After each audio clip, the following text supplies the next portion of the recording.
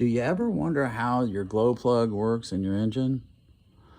Well, the way it works is that the platinum wire in the glow plug reacts catalytically with the methanol alcohol. This little device right here is a new method lighter from the 40s, and inside the chamber here is methanol alcohol, and in this part right here, those wires are platinum wires, and they react with the methanol, and they get hot and they ignite the methanol. All I have to do is just put this in this thing, and you can see that it just lit the flame. I'll do that again. Is that cool or what?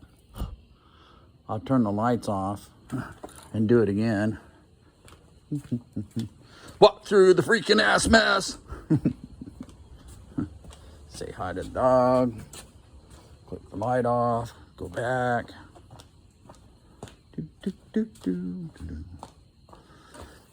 I should have done that up front. Oh well. So here we go. We're gonna do this again. Ooh. Do it again. Do it. Maybe there's a little darker over here.